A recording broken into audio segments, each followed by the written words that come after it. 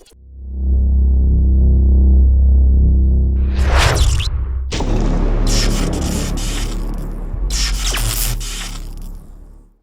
there guys, this is Obsidian Chill. Got another video for you today. And before I touch on the main point of this video, which is going to be the commentary, I do want to set up the background footage first. So this is a False Idols Elite run on the EU server. I'm set up as a pure power troll, and I don't have any buff artifacts. I'm just running the regular troll artifacts at 120. In terms of the False Idols run, this was about 23 minutes and 55 seconds after the cutscene had completed. So the time since completed or time since start.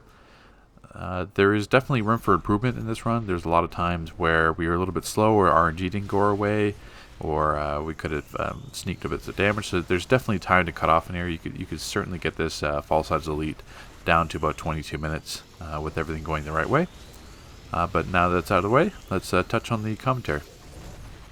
Okay, so what I wanted to touch on in this commentary, especially if there's any developer listening to it, it's what's missing from the game right now. And I mean by that, there's certainly things that are missing, but there's one aspect to certainly the new DLCs that have been missing in terms of a way to keep player retention high, especially endgame players. And what I mean by that are feats that are difficult enough that cannot be completed until those players have progressed through, whether or not it's a full elite set or full regular set, or their augments are up, so they've got the 23 rank breakthroughs to where their damage is high enough, but ultimately where their familiarity with the raid is high. And this is a reason that we have to push ourselves as a player to attempt and achieve those specific feats, because if something like that is lacking, it's just easy to get burnt out or tired of a DLC quickly, because you have all the gear, you have all the feats within the first couple weeks or less. There's two types of feats over DC's history that have accomplished this, and what I'm speaking to. And the devs have kind of gone through different phases where they've used each, and then they've swapped to another this DLC, but or they're at different stages. But I'm referring to speed feats and elite no death feats, because the no death feats are brought into elite content only. So that's why I say elite no death feats, because there hasn't been a no death feat in a regular run before. So let's touch on the speed feats first, because that's what the game started with. Speed feats are great because not only do they require high damage, but which also equates to better gear, better artifacts, better skill points. Because you're not just magically going to do better gear or higher damage. You need to have the gear, the stats to be able to attribute to that higher damage. But the most important thing is you need to have high map knowledge as well of the raid. You need to know what ads can be skipped altogether, which ones you need to kill to progress through the raid. So if there's jumping to a current example, in this False Idols Elite run, you're going to see when we get through, we skip all the ads in the beginning. When we get to the doors, that first boss fight door is not going to trigger unless certain ads are dead. So if we're killing all of them or killing the wrong ones, we're just wasting time. And that's what I mean by that example. You need to know which ads you need to kill to be able to progress. Nexus of Reality was another example. There's certain ads you had to kill before the door would open to progress. So if you spent time killing all the other ads that were chasing you or killing the wrong ones, it was a waste of time. You're just costing yourself seconds work that could be going towards shaving off time of the raid. Same thing, you'd also waste time and waste supercharge as well. If you're wasting supercharge to kill things you don't need to kill, then that supercharge you don't have for later. So going back to the beginning of the game, we had Kondak, raids like Kondak, Subconstruct, FOSS 2, Prime Battleground. Paradox Wave kind of doubled as that, because Paradox Wave had the speed feat, as well as the only way to get the speed feat was also do the Epic Odyssey feat at the same time, because you didn't have time to close any of the tunnels for the sub-bosses. So that doubled in difficulty, because you had to make sure all the bosses were out at the same time. You couldn't close any tunnels, but you had to get a speed feat at the same time, so it just added another layer of difficulty already to that. And it was already said at the time that Paradox Wave was designed, or the Epic Odyssey and Inconduit, which is the name of both those feats for having all the sub-bosses out in the speed feat. Those feats were specifically designed by the developers not to be completed within that current DLC episode. They intended for us to have to wait an entire DLC to get new gear to be able to complete that feat. They understood that it was eventually going to be beat by groups that had the skill to be able to do it, but the general consensus was that they were wanting wait players to get gear they didn't have access to. And that's why, if you want to take, I'm a little fuzzy on the exact date that Paradox Wave came out, but I think it was in May. May 2014 or 2013, but I think it came on like paired the actual episode, like Origin Crisis came on in May, and then the speed feat wasn't done until September, I believe. So it was about 5 months.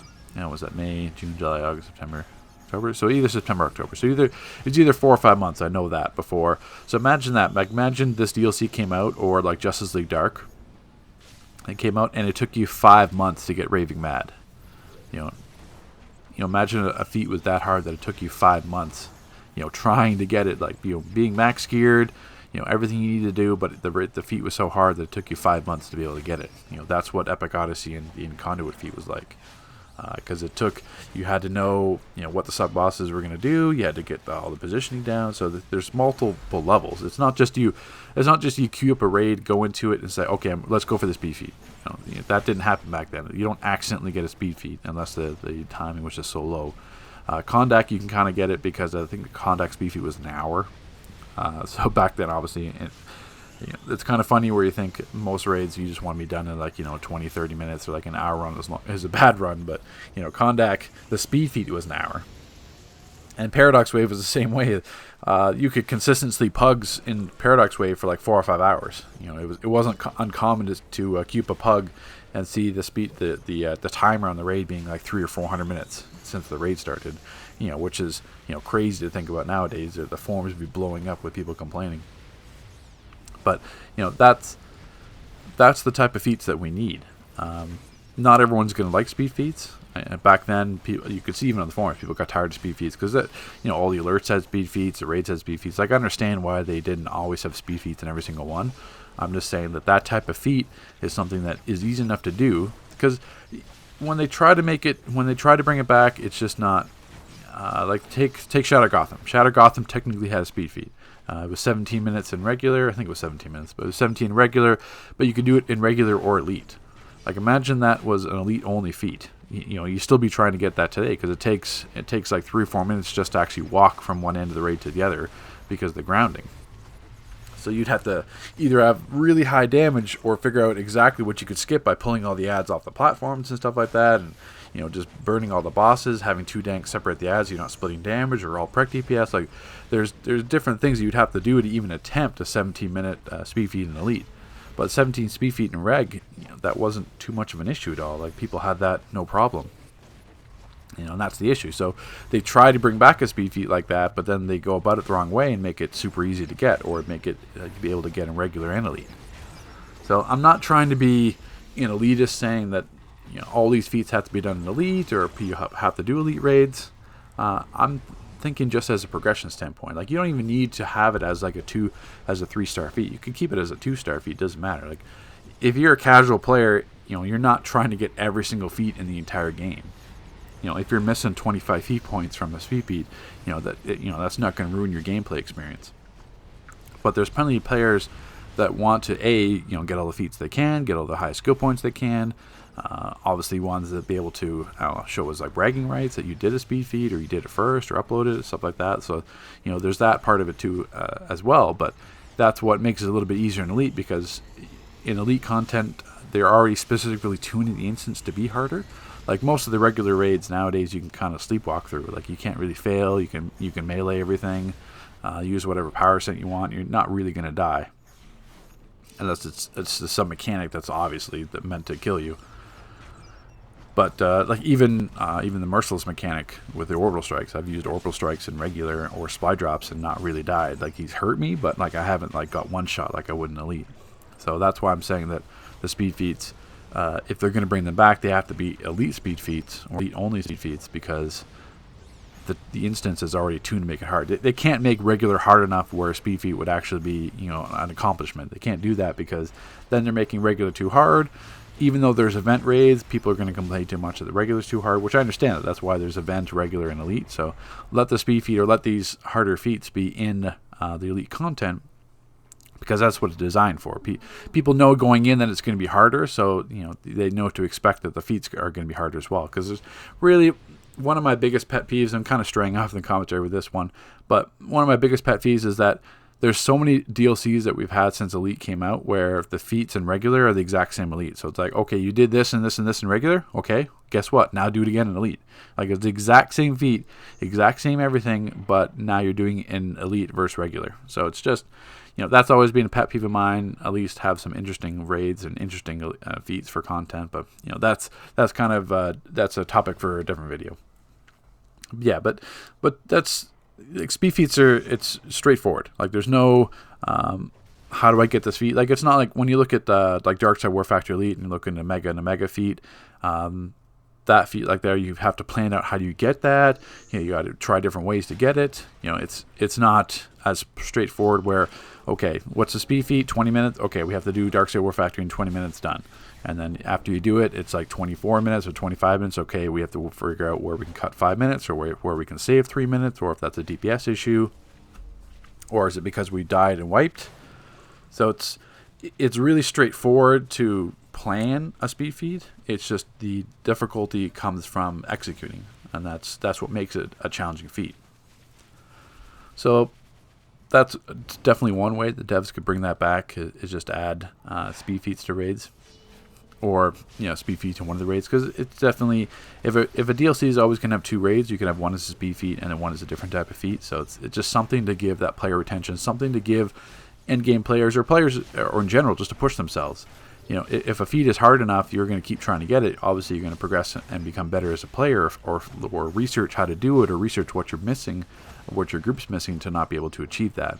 And that's what this game needs. This game needs a system like that in place to be able to push players to become better. Later, DCU moved into a new type of feat, which was the no death feat, with the introduction of Elite raids and Throwing the Dead in about 2015, with the new artificial difficulty of only allowing 1 death before you're out, so the 1 rally timer. It already made for a more difficult raid, but adding in a no death feat brought it to another level, because it's so easy to die in those raids, either from not paying attention to mechanics that are present, either you're aggroing the ads before the tank does. There's any little slip up is easy to die, especially with Elite. Being Elite, it's already scaled higher. You had raids even like Blackest Day where the no death feat was separated in 2 different sections of the raids, just because there were so many opportunities for a death. So when those feats came out, some of them were a little bit easier than others, but that was the the ultimate goal, the ultimate thing you wanted to strive for. Throwing the Dead with death proof. There's so many things on the last boss that you could die from, the Totem Master spam, or like any other thing of the ads getting loose on the tank, because even the beginning of that fight, the tank ads. There'd be like 14, 15 ads the tank had to juggle. So one slip up with a chrono or anything like with a stun, that tank's dead, group wipe, because it's you're already missing the death beat. Especially with on the judges on the second boss, you had that purple aura that would follow you around. That was easy to kill their players if you weren't paying attention. So there's so many mechanics that are present in these raids, and the danger is more amplified because you need to worry about not having a death. So the reason why these no death feats are hard is because in Elite, you play differently. You don't take as many risks as you can, because you don't want to be dead. You don't want to be out. And the no death feat, you can't even screw up once. That's the thing. But at the same time, you still have to complete the raid. So you can't play so passive and everyone stay range and be safe, because you'll never actually get through the raid. If every DPS is blocking every 30 seconds or blocking every 10 seconds just so he doesn't die, or holding block, you're not going to get anywhere. Eventually the raid's just going to kill you regardless. Or if it's something where you get too ambitious because you can survive and the healer doesn't, there's no communication, boom, you're done. Going back to the speed feats, where if you just queue up in a raid and there's no communication, it's pretty easy to do a speed feat. Rush past this stuff, skip ads. Like, you can do that. You can just type in the comments, or in the chat box. You can just say skip this, skip this, skip this, and DPS. It's really straightforward to get a speed feat. Or you can plan out how to get a speed feat before, and people can follow along. The thing with the no death feat is that in Elite raids, you need to have a lot of communication. You need to know what the healer's doing, what the tank's going to do. If the tank, screwed up a rotation, is missing a shield, he has to know that for the healer, saying, I'm going to need big heals, or I'm going to need a shield. There has to be that communication present. Same thing, if there is a DPS standing like a damage pool, like say you go back to Darkside War Factory with those damage pools on the first boss. Like if you just have a DPS standing them, or even a better example would be in False Idols Elite in this raid, you have people standing in those fire trails. You have DPS or other group members stealing away the priority heals from the tank that may need those heals, and a tank may accidentally die, or players group up for like a supply drop or a Gemini circle, and then they die because you've got hit by multiple fire swords at the same time. So even in this raid here, even with the speed feat, you saw some people die. So if one person dies, boom, disband. You have to redo it. So it's the feat's over with. So it presents a lot of opportunity for either stress or a lot of everyone has to be in the communication and chat to make sure that everyone knows where everyone's doing, and making sure, like Darkside War Factory is another good example, because if you broke out in that fight, you do damage aura. So basically, if you're standing beside another player and broke out, you would kill them. So there wasn't no death feed in Darkside War Factory, but there was a mega and a mega. So it was kind of like the opposite, where everyone had to die once. And then I think it was 13, so everyone had to die once and a few people had to die twice to be able to get that feat. Or was it 13? I can't remember, but yeah, at least everyone had to die once. So it's kind of the opposite. So once everyone's dead, then it turns into no death run, because you can't afford to just cause a death and wipe. So you have to be communicating to players around you to not break out, or to make sure no one's around you. So there's not as many mechanics like that present anymore, but the same kind of concept where the mechanics play a much greater impact on a no death feat compared to any other run, where you just, I'm going to die, it's okay, I'll die once, I'll get the res, don't worry about it. You can't have that philosophy going into no death feat, which is what makes it hard for certain players, because some players, they don't like to pay attention to stuff. They get tunnel vision, they start DPSing. Same thing happened in like in Tala inside of Gotham Elite, where they wouldn't pay attention to whether or not they're the farthest or the closest for when the lava came down, and they just die. It's like, well, because they're tunnel vision, they're focused on Tala or focused on DPS and the ads. They aren't aware of their surroundings and what's going on around them, and they catch a quick death. But you can't afford to do that in no death runs, because the feat's gone. You have to wipe and do it over again. It's the same concept for like Raving Mad, where if you screw up once and it goes above, or you wipe, or the timer goes above the madness meter, or someone hits the madness meter and it drops below, same thing. If feat's wiped, you have to redo the entire raid. So it's something that not everyone is cut out to do no death feat, and that's why they're so hard. That's why it was consistently the same groups. Not to plug myself, but it was consistently Legacy that got every single no death feat world first. The only no death feat that we didn't get was Throwing the Dead, and that was select few. Prison Break, Rip in Time, Blackest Night, Blackest Day, Happiness Home. So Granny's Gold Star, Do Not Go Gentle into the Black Night, Ever Living, Alive at All Times, Stuff of Legends. Those all Legacy world first. And that's why it took months and other times for players to some other leagues and some other groups to get that no death feat, because it was that challenging. So there's so many aspects. So when you take a look at Blackest Day and where they split up the no death feat sections, that last boss fight with all the black lanterns, you have the aura if you kill an ad. There's so many mechanics that are present that present difficulty for a no death feat. You have to be aware of all those raid mechanics. So basically, you can't just go into a raid fresh. You have to have pre-planned. Players have to be accountable for themselves, for their own actions, as well as the group's actions. So it's just something, compare that, like the Starro, like TTB had a no death feat, but that was hard when it initially came out, and then you had like, I think 3 or 4 tanks running, because Starro would basically do that one-shot beam and kill a group member. Well, you can't have that. You can't have someone that one-shots a player because of a no death feat, then he's out. So that was harder the first year that Starro came out, not so much the second year when it came back through Deluge. But, just imagine if no death feats were added to some of these elite raids that have come out in the past, year or whatever. Like, imagine adding a no death feat to Hive and Machine. Machine was always a pet peeve of mine, because Machine Elite had no feats. When there's no elite feats, why would you run elite? You run it once to get the marks. If it's annoying, then whatever, you run regular. It doesn't matter. You miss out on 10 marks versus 13. It's not a huge deal. But if there's elite feats, it gives you a reason to keep running Machine Elite, because you have to get either better at it, you have to learn the mechanics a bit more, you have to try different things. You're going for attempts at the no death feat. So, it gives you incentive. It gives you a push to run that content, and it keeps that player retention high. Where the machine elite, once you're done machine elite, that was it. You just kept running machine regular. Or if you wanted to try machine, you could, but usually it dragged on, especially it was hard to pug. Because that's the thing, like going back to it, it's easy to pug a speed feat, but you can't just pug a no death elite feat. Elite feat. You're not going to just in LFG saying need group for no death feat. That's not going to work out. 99.99% of the time that group's going to fail and wipe a bunch of times and disband. You're not pugging a no death feat without knowing all the group members in chat, knowing who the players are, because you have to make sure that they're not going to die for themselves. But even any of these elite raids, even like Shatter Gotham, like even FOA, like especially the false idols and even monsters of metal. Like if you had a feat where a no death feat was added to these, it makes it automatically the hardest feat there is, and that's where usually the speed feats and the no death elite feats were. They always were those hardest feats, so it gave you something to strive for. Like there's been those outlier feats like.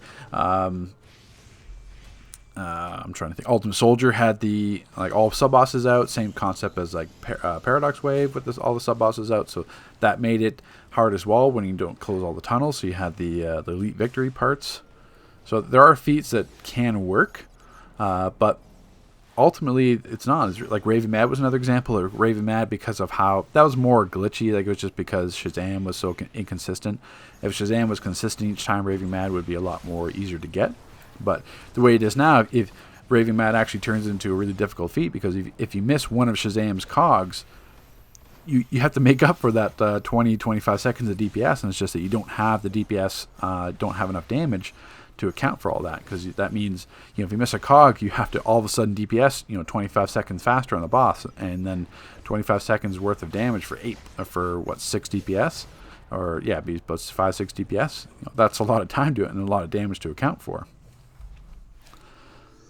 So it's just really easy suggestions that can be made for these types of raids and these elite raids going forward to give that player retention, to give players something to strive for to become better, and with minimal effort, and to have that no death elite feat that would give us something to push for. So right now we're at a month into the content. Everyone pretty much has all their feats done. They're just sitting around doing nothing. We're trying for runs like this where speed feats in this one and Monsters of Metal just to have something to do.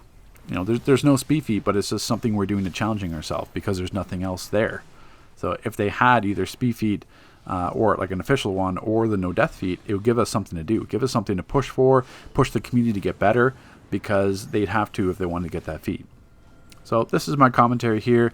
I kind of bounced around a few different times, but you get the general idea that I'm pushing for. So I don't know why the speed feats and no death feats have left raids. It seems like a lot of the feats nowadays that we get are just unimaginative, really basic feats, or just they continually where you do this in regular, now do the exact same in elite. Those are the types of feats we're getting where we just need to have some kind of feat where it's actually challenging. So like that Monsters of Metal feat where you had to DPS and kill everything to get that 3-star feat. You think, it's a 3-star feat, it must be hard. We were doing that by accident the first day. My very first my Monsters of Metal guide, we got that feat pop at the end. And same thing in the Monsters of Metal Elite run. You're going to see when I do the speed feat for that one uploaded. We got a bunch of feats in there too. So it's just the difficulty. It's just not there, and that's what we have to change. Take care, guys. Thanks for watching. Any kind of comments or concerns or things I should have added or points you want to talk about, put in the comment section below. Take care.